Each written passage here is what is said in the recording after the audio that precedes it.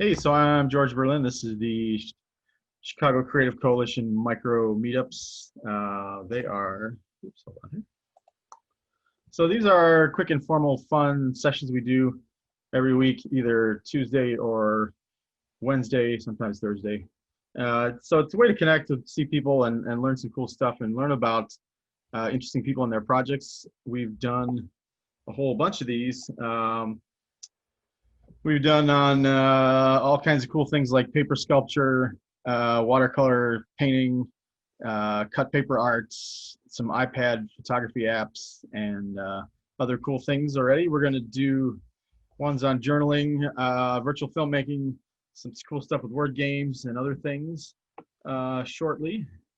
So you could also do a micro meetup just like Bryan did, where I basically roped him into doing these nice things. You can just send me an email, george@georgeberlin.com, and we can talk about what you want to do. That's how some of these people got on the list. So at this point, I'm going to turn it over to the colossal, the stupendous, the ridiculous Breadwig Ballinger, and he's gonna take things over. So you have to unmute yourself, and I'm gonna mute me. Okay. Hold on.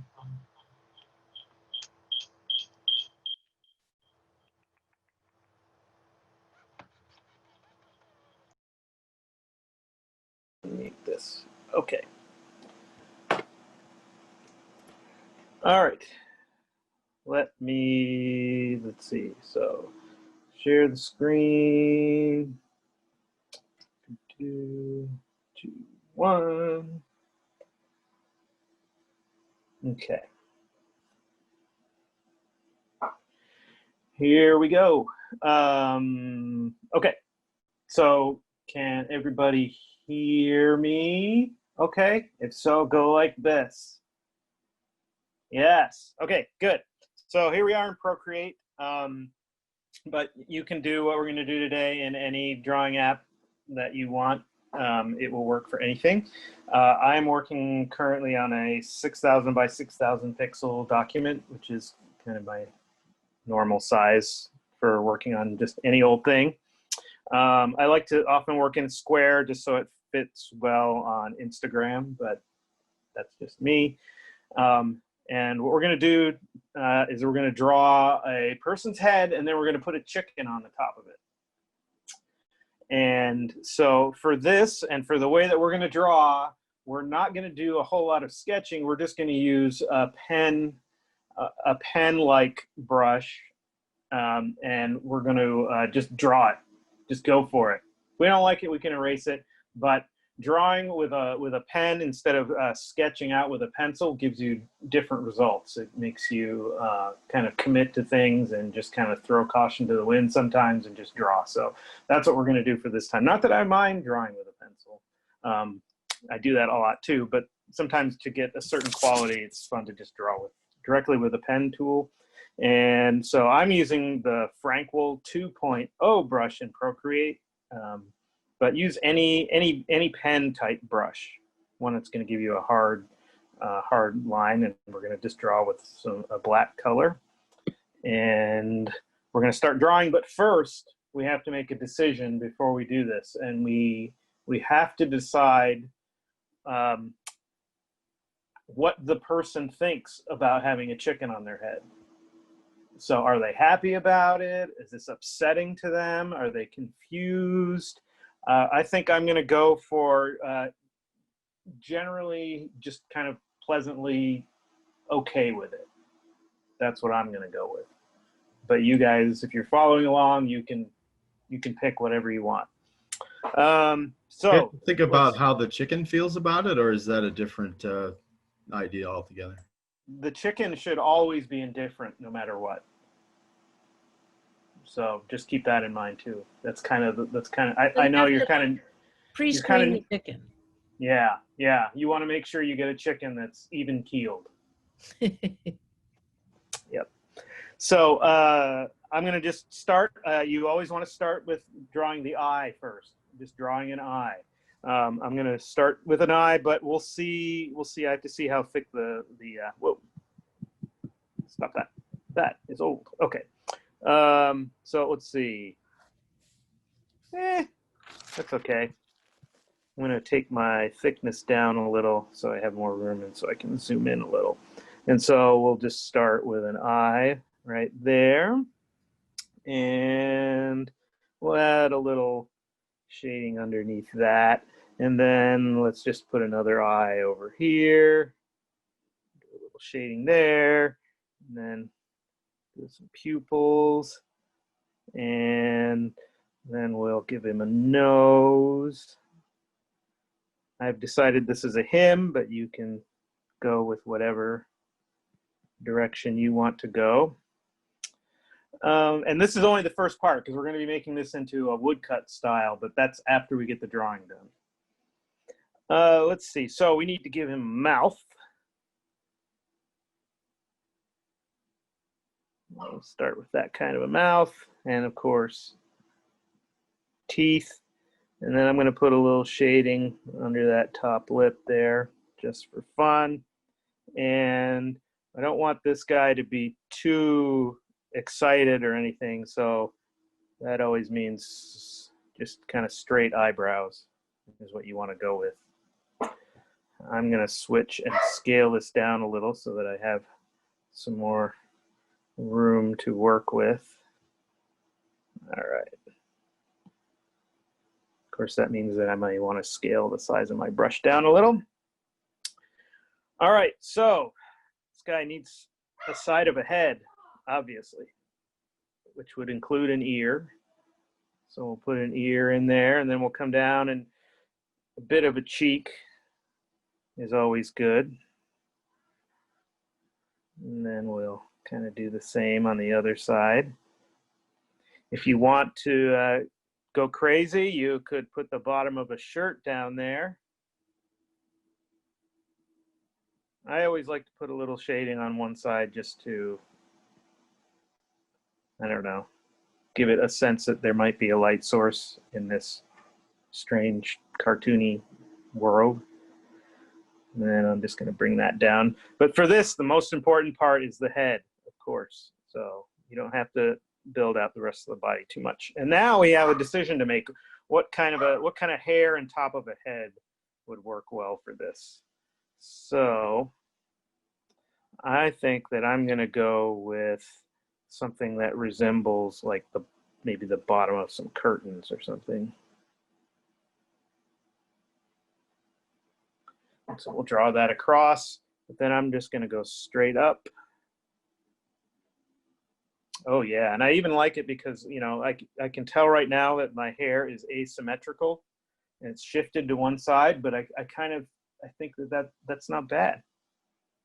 Most of us are asymmetrical in some way, except for George. It's very odd. He is perfectly symmetrical. I'm going to put a little shading under here to give the weight to the bottom of this hair. You know, it's kind of sitting on that head. Maybe we'll add little shading marks along there. Let's zoom out here and see. Okay, so I'm going to move this down some so I have some room for the chicken. So let's see. The chicken, of course, you also want to start with an eye. So we'll start with an eye right there, and we'll do a little shading. And then now, the kind of chickens that we want to draw here, they do not only are they asymmetrical, but their eyes are not symmetrical. Most chickens have asymmetrical eyes, so we want to accentuate that. So we'll draw the other eye smaller. And another thing you want to do with chickens, because chickens are so smart, you kind of want to give them a look of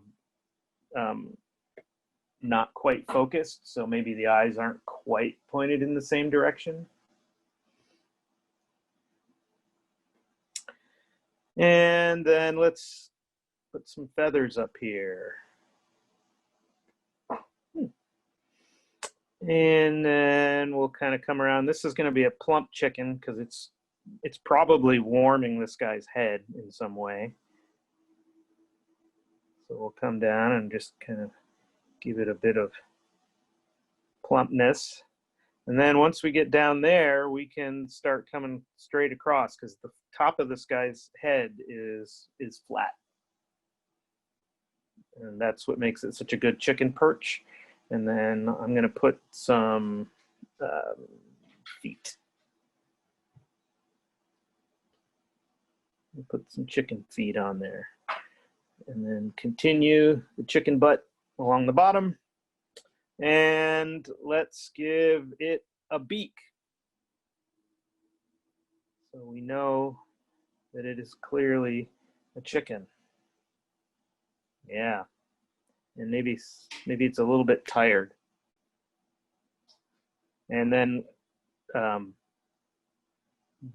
believe chickens have eyebrows. I'm not positive about that, but I'm pretty sure they have eyebrows. If you want to have your chicken eyebrowless, that is fine as well. But personally, I would give it eyebrows. It's kind of sad without them. Okay, and then we got to do some wings. So we'll put some wings in there, and we'll put some other wings right, or another wing right there, and then maybe a little bit of shading. And then, I don't know, we could go a little bit thicker underneath the feet here. I don't know. I'm going to add just a few little bit of shading marks on the chicken, just because we don't want him left out. I don't know about your guys' chickens, but mine is looking quite stunning. And ready for action is kind of a phrase that comes to mind when I look at my chicken. But, you know, I'm not gonna judge you if your chicken is not quite like that. Then I'm gonna move this down a little, and not bad, not bad. The That will chicken work. kind of looks terrified that he's on top of the guy's head. Yeah, yeah.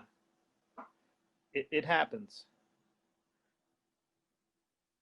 It's not quite the nest that the chicken was expecting. But he looks safe too. He doesn't look Yeah. like he's gonna fall. Yeah. He looks balanced. Yes, he's not going anywhere. Picked a good sturdy head, I think. Yeah, yeah. Flat-headed people tend to attract chickens. And if anybody knows this, it's Doug. I mean, he's had a lot of experience with this. All right. So once we have our line drawing down, we are ready to start doing a woodcut-esque treatment for it. And so what we're going to do is, in whatever program you're using, you're going to make a new layer. So you have that above your drawing. And then you are going to go ahead and fill that layer with black. So now you have a layer with black. And then you are going to adjust its opacity just enough so you can start to see the drawing underneath. Not too much, not all the way, not all the way this way, just enough so you can see it, like 90% maybe, or even less. You just want to just barely be able to see what's going on. Then you are going to switch to an eraser. And you want that eraser to be, it can be the same pen you just used. You can pick another one. You want it to be hard edged. You can do this technique with really any brush, but if you want that woodcut feel to it, you're going to want a hard edged brush. Oftentimes a calligraphy brush can work really good, and inking brushes work really good. I'm just going to use the same brush that I have here and just switch. It's going to be erasing. And then what you're going to do is you're going to start to carve away all of the black that you filled in around the line work you did. Now, there's a lot of different looks that you will give this depending on how you do this. You could do this with lots and lots of really tiny little things like this, and that's going to give you a certain look. You can do it instead with, oh, also, you want to go back at any point, you can just fill the layer again. But you can also do this with much thicker and bolder cuts away like that and go around and do everything. I would suggest your first time doing it, sometimes the look of it doesn't come out that great if you aren't used to doing this, if you use a really small one, and then sometimes it can get a little chunky, really large. So I would tend to start with a medium-sized brush, maybe one a little bit thicker than whatever you drew it with. And you also have a lot of, another thing that's going to really change what this looks like is the direction that you do it. I personally like to do it just sort of around the form of the line work, but you can also, like you could say on his nose, just go straight across like that and carve it out, and then go across the face and kind of keep it straight, and that will give it a certain look too. I like to just go around and be a little more haphazard, but any of those ways is great. And you don't want to cut into the line. Do not go over the line work that you drew. And you want to leave a little space around it. And you're going to get these, it's going to make the line work have a lot more interesting quality to it too, because it's got these, you know, it's got a rougher edge there, and it's got more energy to it. And then even the shading here, I'm going to go in and just kind of cut around the line work. And then I'll show you in a second as I get a little more done, then you can check on how it's looking. And then all this space out here, you want to cut that away too. Just carve it away. And then if you ever want to check on how it's really looking, you just change your opacity. Change your opacity all the way back up, and you can sort of see how it's starting to look. It'll look much better after you've carved away more than what we have so far. And that's what you do. And then the cool thing after this is that then you can also then lay color underneath it. Give myself a little more opacity here. There we go. And if you make a mistake and you want to get rid of it, you can just get a black brush and paint over where you carved away, and then recarve it away again later.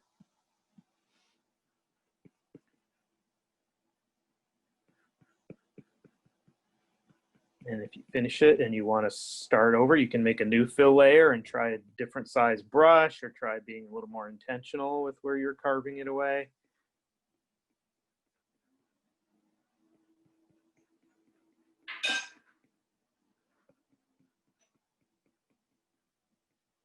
This works really well for, say you have a logo or some type and you want to give it a more organic look to it. You can type it out and then carve away around it like this, and it will make it look a lot less computer generated and just give it more character.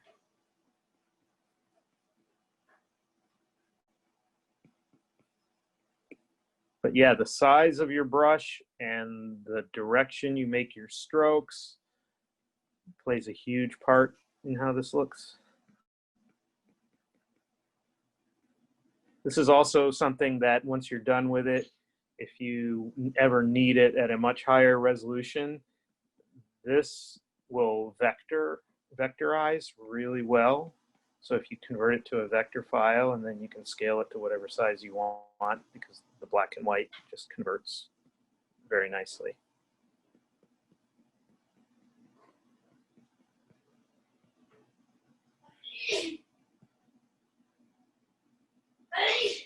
But you definitely want to try and not go over and into the line work that you drew. If you do that, you'll start to lose what you're trying to show. So I'm going to carve just a little bit more away from this, and then I'll get rid of the opacity, and you'll see. And you know, you'll have to decide how much of these little specks you want to get rid of. I would just maybe wait for a cleanup phase until after you've gotten most of it done, and then you can decide, and you can duplicate your layer and get rid of some until it's the way you want it. But if you get rid of, you know, all of it, you're losing some of the character of using this technique. So you just want to try some different amounts of getting rid of, like, so here in the hair, I've got all these little specks here, and I could get rid of all of them, but that will also get rid of the interesting quality that this is giving the piece too. But then if you have too much, it can look kind of dirty, messy. You can lose what it is that you've drawn, and it's not as easy to tell what's going on.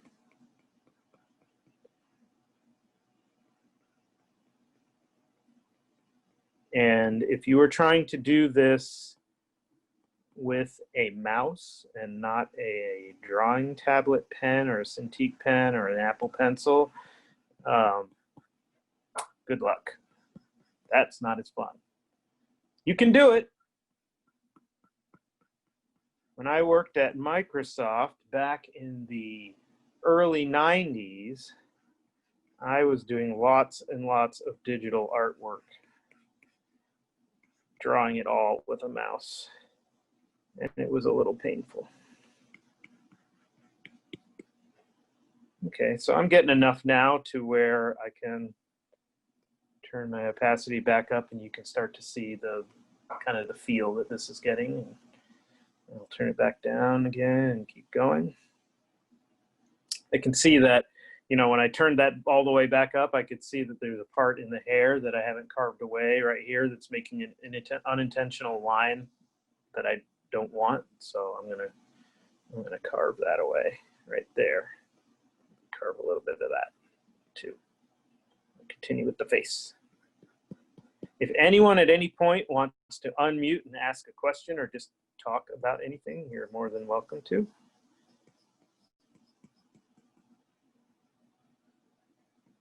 I have a question. What inspired you to start doing things with this technique? I'm trying to remember. I started doing this years and years ago, and I think it was just looking at traditional woodcut illustrations and artwork and really liking the quality that it was giving things. And it's really, you know, removing, what is it? Removing positive space. I don't know. You're carving it away, and you're, you know, and just the act of removing and doing things like that. It's funny that how much technique changes what it is, the artwork that you're making. And also how much it still looks like you did it. Like, you know, we'll all do this and everyone's piece will look a little different and everyone's piece will look like you did it, but it will also look very different than the way you drew it and have a different feel to it. One thing I love about digital art is how much experimentation you can do and just trying out things.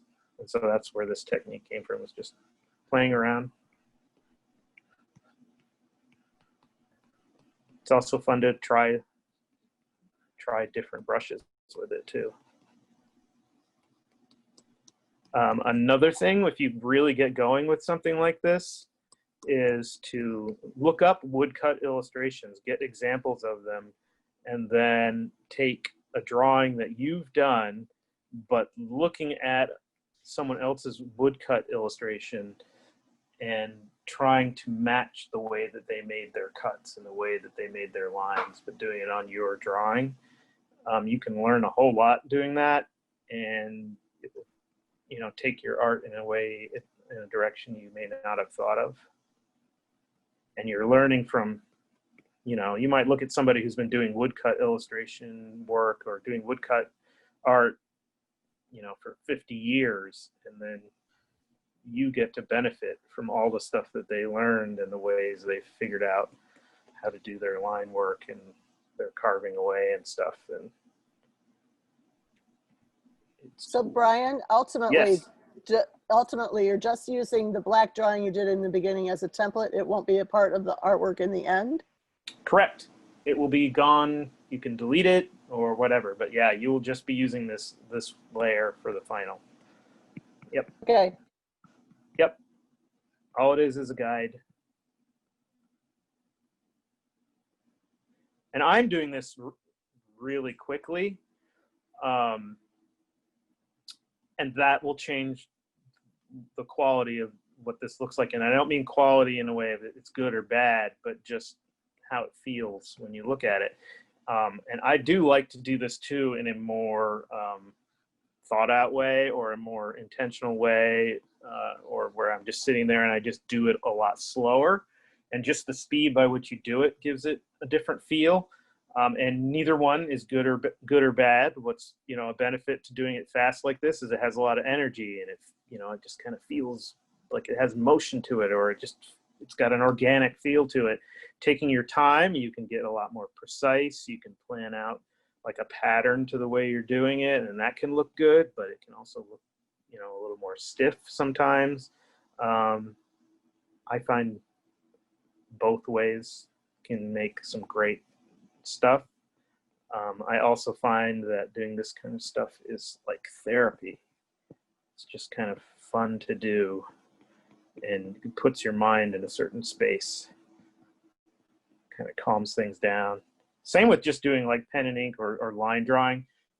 Like Doug here does a lot of line work art, and my gosh, it's just, I don't know. I find it very therapeutic to be doing that stuff. I don't know if Doug does.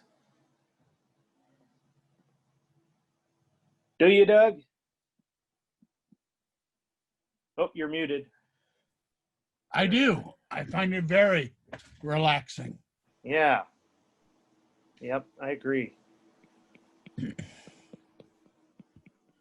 And the one piece of advice that I'd like to offer along with this or any technique that you attempt, especially the first couple of times, don't be afraid of it. And the only thing that is taking a risk is the paper or the file. Yep. Exactly. I was going to say, we found that half of the appeal of the micro meetups, people just like to watch other people drawing really detailed stuff. Yep. Enjoy watching people like sort of get into the technique. Yep. All goes back to those PBS painting shows. It's true. It is true. Bryan, I have a question. Yes.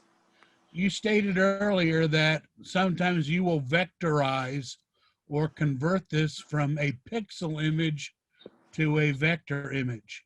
Yes. What software are you using to convert that? I used to, actually, believe it or not, I used to do that in Photoshop, and there was a way to do it in Photoshop. But now, I just do it in Illustrator. Illustrator Live trace? Yes, it does that image trace, and it does a very nice job. Of course, the higher the resolution you can give it to begin with, the better. But yeah, it does a real nice job. And then for those of you that aren't familiar with what making it into a vector file, if I keep zooming in on this, eventually you start to see the pixels that's made up, that the image is made up of. If you have a vector file, you can keep zooming and keep zooming and zooming, and you'll never see those pixels. And so what that means is that, like, if I was to print this up wall size, or really huge, when you look at it and you walk up to it, you're going to see all these pixels. But if it's a vector file, I can print it at whatever size I want. You'll never see it. I can scale it up really big. I can zoom in and crop. I can do whatever. The downside to vector stuff is that it's harder to have, like, natural media brushes. They aren't going to work that great in a vector format. It's just, it can't handle that much variation. But black and white and limited color palettes, it does really good with. And right now you might be tempted to say, okay, I can just take my fill tool and fill in all this color. Well, no, I want, at least for right now, I want all of the little bits and pieces that I'm missing to be there, because it gives this, you can see this flow of, I don't know, this motion kind of going and emerging around what I've drawn, and I want to keep that. And you'll see that when you look at woodcut illustrations. You'll see kind of stuff that's going on around it, just from the technique of doing it this way. And then I think after we're done doing that, we'll add a color layer to this. Just to Brian, give when it you some first zazz. started researching this stuff, Mm-hmm. who did you look at?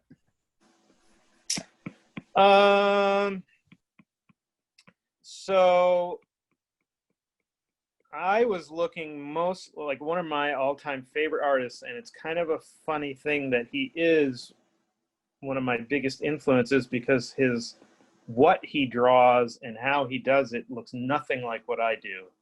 But the artist Durer, absolutely love his work.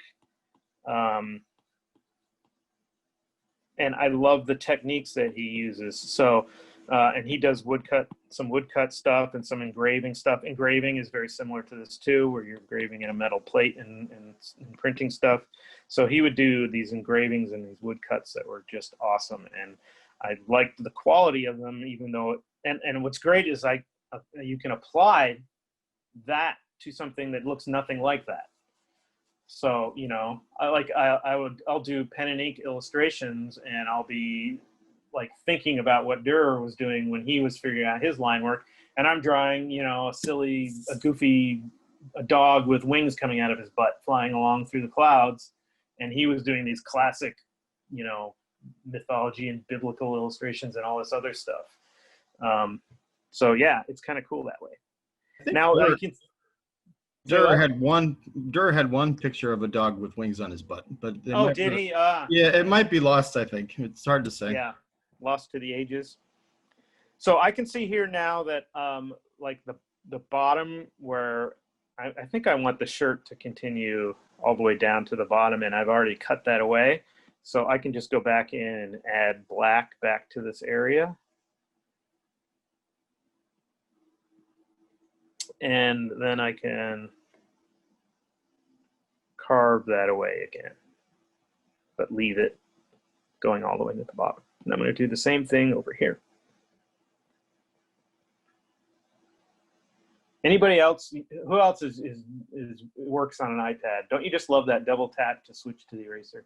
I like that. It's a great way of getting around the fact that there's no eraser on the other end of the Apple Pencil. So Doug, do you do everything on a Cintiq? No, I'm left-handed, and so I still use an old-style Intuos Wacom tablet. Right. So Because you being don't. left-handed, my big old fat chunky fist lays right where I want to see. Yep. So you are completely used to the kind of the disconnect of drawing one place and looking somewhere else to see where your drawing is happening. Absolutely. Yep. I have some other friends that that it just works for them. And actually sometimes you get to where it's kind of nice not to have your hand obscuring what you're drawing. Yep. Same with digital sculpting. If you're sculpting and you're trying to sculpt and your hand is going right up over where you're trying to do something. Okay, so now I've gotten to where I've carved away most everything, and I'm going to go and I'm going to turn my opacity all the way up so I don't see any of the background drawing, so I can zoom in. I don't have that. And now I can decide if I want to clean any of this up on its own. And I'm going to get rid of some of the really tiny bits here and there. But I kind of like the feel of all the stuff going on around it. I might get rid of some of his unibrow there.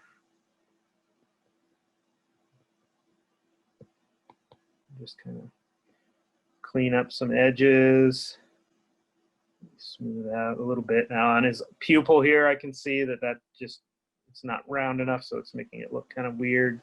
I'm just going to kind of round that out. There we go. That looks much better. And you'll find as you do this that, especially when you're first doing it, you're going to probably clean up too much. What I would suggest is as you're in a cleanup stage is that you duplicate the layer that you're doing the cleanup on, so that you can then kind of go in and clean up, and then if it's too much and you've gotten rid of things you didn't want to get rid of, you can just go right back to the layer that you had before.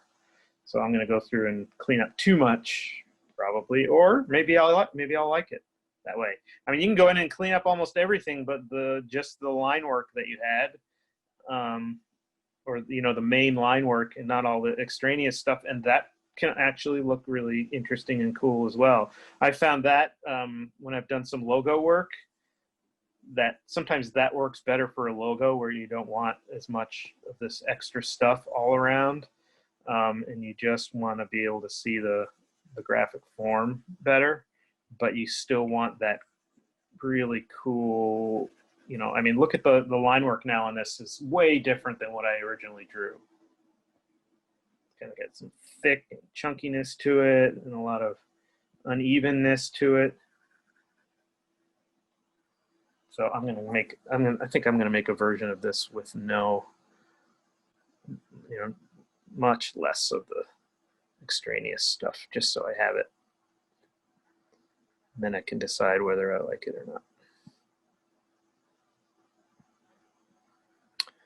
And then what you can do too, see, now that we've erased this, we don't even have to change the layer style if we don't want to be able to see what's underneath it, because it's been erased. So anything I draw underneath this is going to show up in all the white areas, or any of the color that I want to lay in.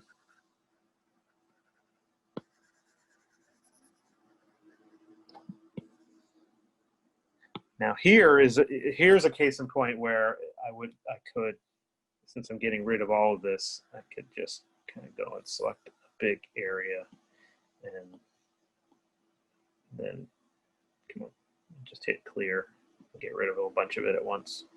I think I'll do that over here too.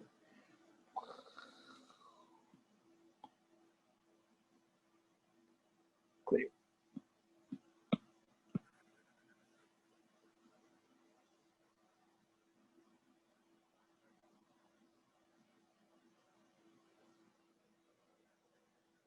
Yeah, like I was saying, like if you're doing a logo or a type, typing in finding an interesting font and typing it in, and then going around and doing it like this gives it that handmade feel to it. Makes it look less perfectly computer generated. And it's just so interesting how carving away, and so instead of adding in the line, you're carving away the outside of the line. Changes so much how it looks. It's the approach. Which is, again, one reason there's so many options with digital stuff. That's partly why I like using it so much, is because I can change things up and experiment so much with it so easily. And yet, look what we're doing. We're emulating an art form that is thousands and thousands of years old.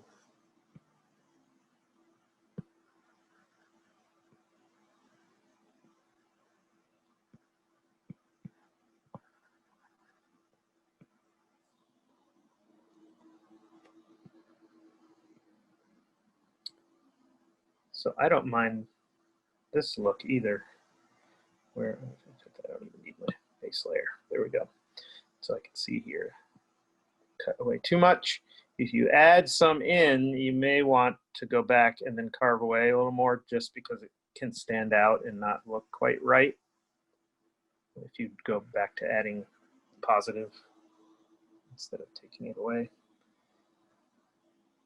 So here's the difference.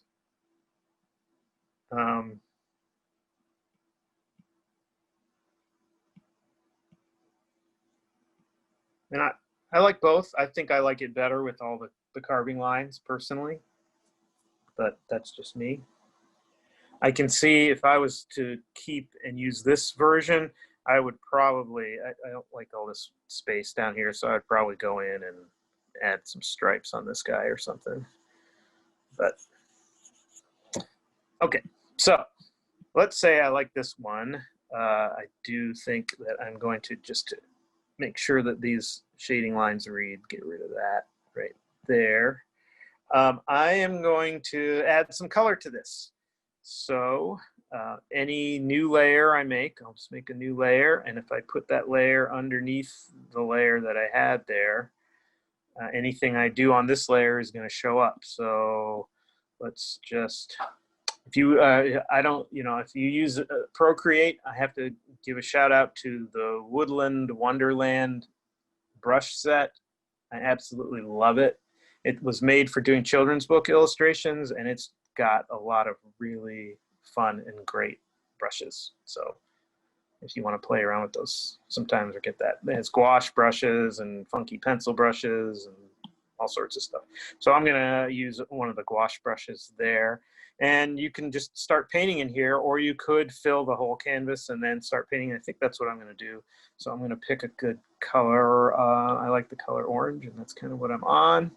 So maybe I'll start with that, and I'll just fill this layer. And there it's orange. And now I can say, okay, this is going to be a white-ish chicken. And I'll start painting in for the chicken.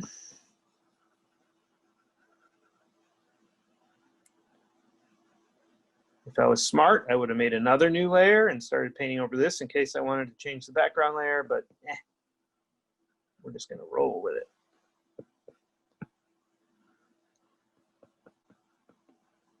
So there's that. I'm going to grab a much brighter, well, not much, but a somewhat brighter one for the eyes so that they stand out a little more lightly there.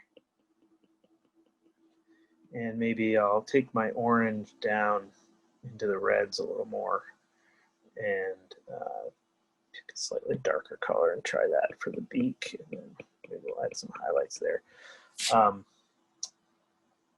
I like to add a little shading in here.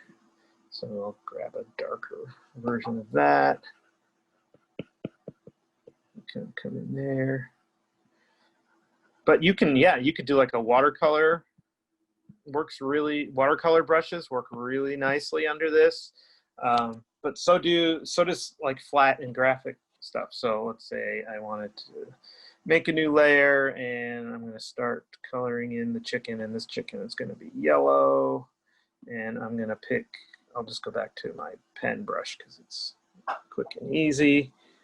If I wanted to just do flat color behind it and I wanted it to kind of come out from the edges of where I've drawn for a more kind of flat and graphic look, this technique holds up really well using that as well. So you can go in and, you know, shade and color underneath this.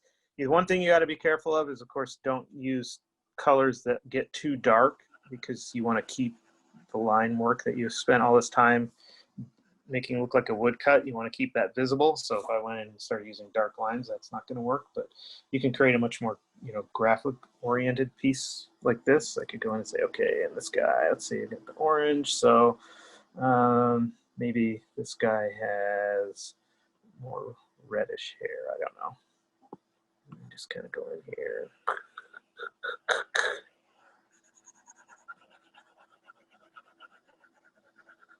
And I'm intentionally being chunky with this one. Oof, that's some hair. Let's give the chicken some orange feet.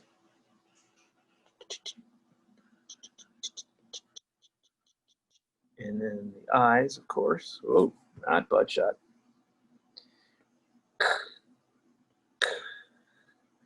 Knocking in those colors. And let's give him some complexion here.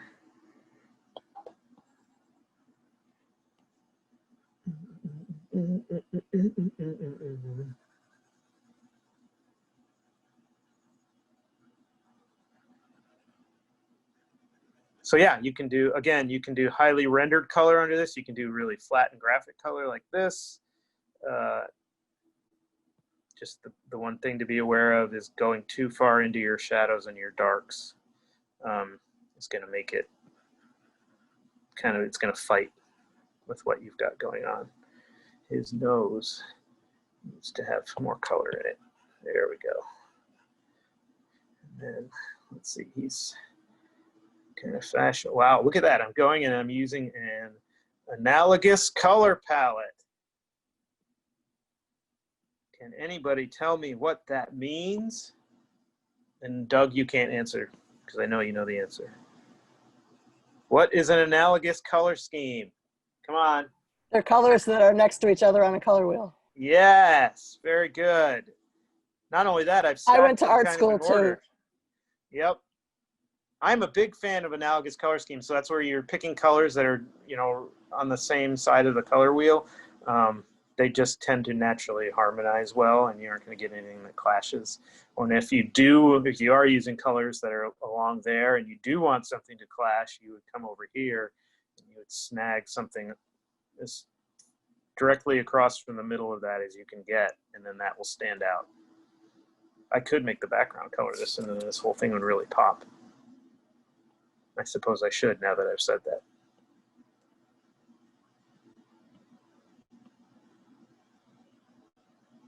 There we go. And boom. Beautiful.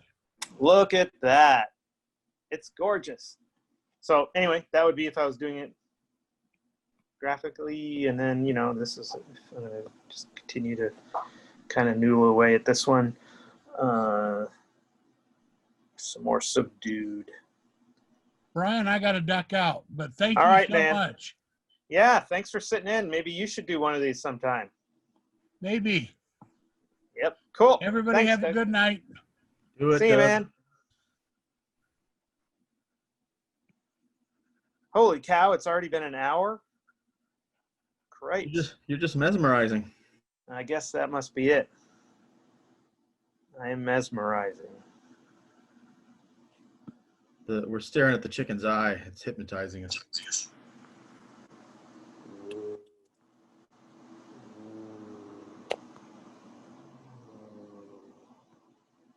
There you go. Uh, But even look at the interesting shapes and the quality of the line there. That would never happen if I just drew that out. You would never, and I would never think to, have a little piece hanging out there and the circle of the eye to look like that. No way, man. I would draw it much more round. But it gives it that nice look to it. Let's do the feet. Maybe I'll give this a little shading along the bottom. Right. Shading on the hair. I really, for those of you that have followed along, I really want to see what the heck you've made.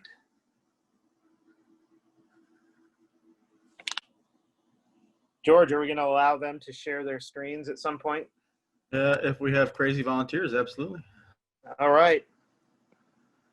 If anybody wants to share anything at any point,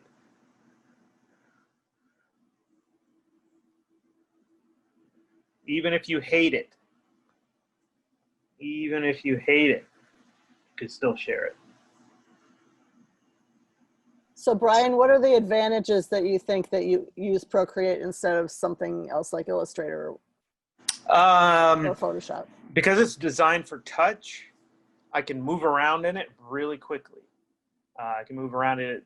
So when I go back to Photoshop now, Photoshop feels a little clunky with all the all the menus and all the stuff sticking out all over the place, and so I think it's more efficient for just drawing and painting, and just moving in and out, and you're drawing right on the screen. And then also the fact that it's on the iPad, so I can sit on the couch or in the car or anywhere. It's the first time I feel like I've had a digital sketchbook, except that it's got a full art studio in it that I can just take and go anywhere. And yeah, I like the interface, and then the Apple Pencil is the best feel of a digital stylus that I've ever seen and used. I mean, the Wacom's are pretty good. The Cintiqs are pretty good, but I think the pencils got them beat.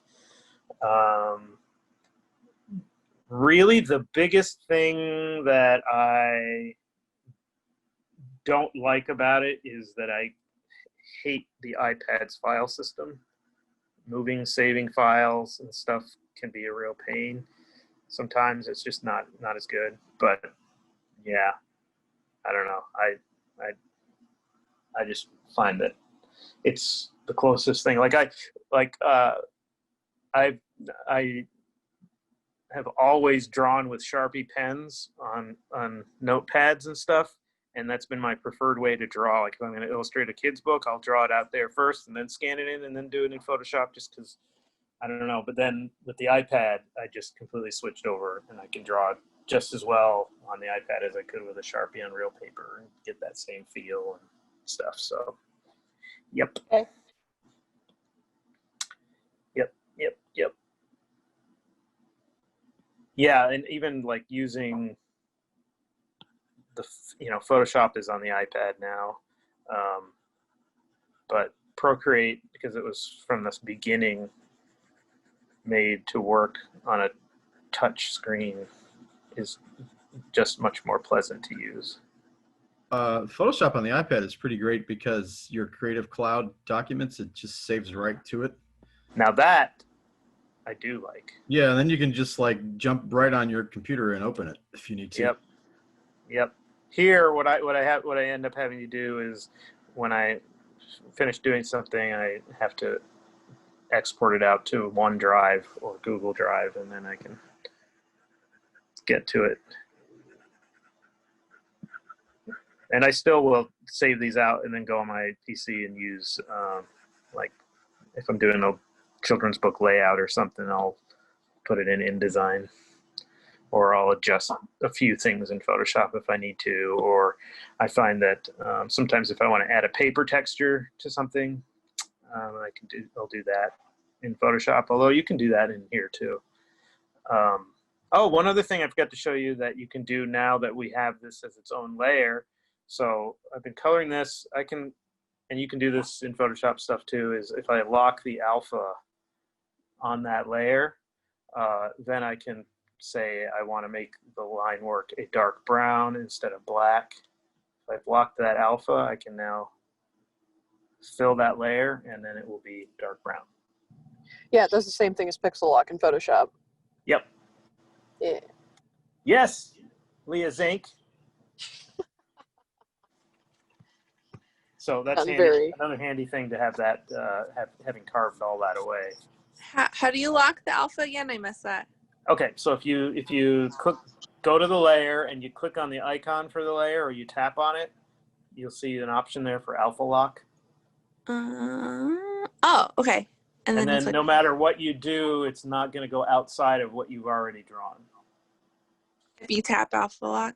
Oh. Yep. So like if I turn alpha lock on now, and then I take let's say I take a bright green brush, and I'm only picking this because I know it's going to be ugly, and I start drawing on this, you see it only goes on that part. Okay. Yep, on the part that I've already drawn. Ugh. Gross. Okay, disgusting. awesome. Yep. You can get Procreate brushes too that will simulate like paper textures and things, and you just kind of stamp them on. That's useful too. All right, what color should I make this guy's shirt? And it's not going to be that green. I'm thinking yellow. That's what I'm thinking. But we'll see. If I don't like it, I'll switch it to something else. Ooh, and I'm not using... Nobody corrected me as I was using the wrong brush for filling these things in. I can't believe you people. Wrong brush in that I was using a hard edge brush, but when I started up here, see, I'm using a brush that's got some texture and tooth to it. But then as I was shading in here, I was using my pen brush, which is hard edged. So now I have to go in and soften these edges out a little, just for consistency's sake. There we go. Same on the face. All right. Does anybody want to share what they've done? Anyone? Hey, Come Brian. on. Laura does. I can see Laura really wants to share. Justin, Hey, you want to Brian. share? My two sons wanted to show their pictures that they drew on paper. Yes. Okay, so All right. this is Ethan's. If you can kind of see it. Oh, I love it. Oh, that is awesome. Ethan, you rock. And this is Connor's. Oh my gosh, that's awesome too. Look at that chicken. Oh my gosh, you guys Thanks are so awesome. much doing this. This was awesome. We're gonna head out now though. Okay, well thank you guys. Oh, he had a second one. Sorry. Oh, geez, time for 2. Yeah. Wow. Thanks a lot. Yep, you guys rock. Anyone else want to share?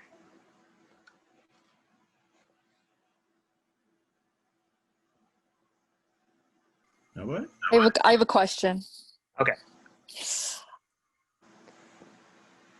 What kind of would this be similar if you were working on a Surface Pro?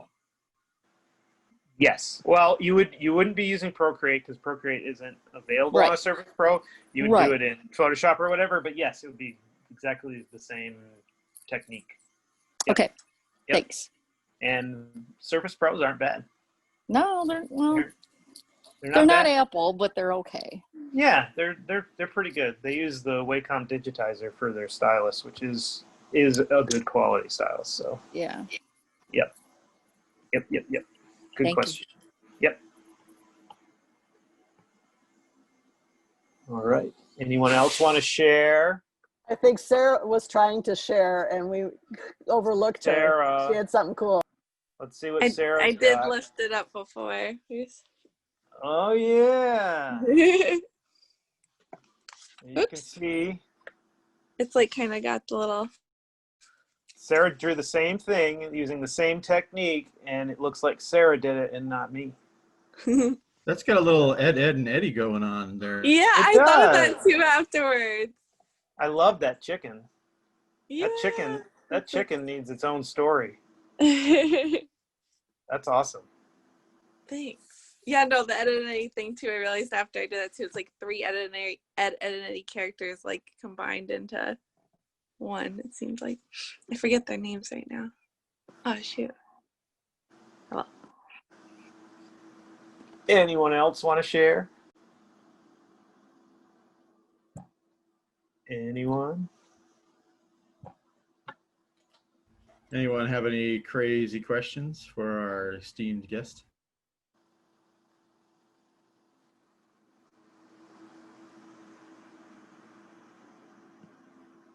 All right. I have a question. Can you send me this image when you're done so we can show it in our cool newsletter? Heck yeah, I can. Thank you, George. Thanks everybody for coming out. I really appreciate it. This was really You guys fun. did really, really good. Thank you so much. Yeah. Beautiful. Dun, dun, dun. So I think if there's no more questions, we could end our fabulous evening today. Great. Thanks for coming. Thanks for having me do this, George. This was a lot of fun. Thank you, sir. Yes, thank you. We have another Good night. one next week, I think. So check the website. Cool. See you thank then. you. Bye-bye. Yeah. Bye.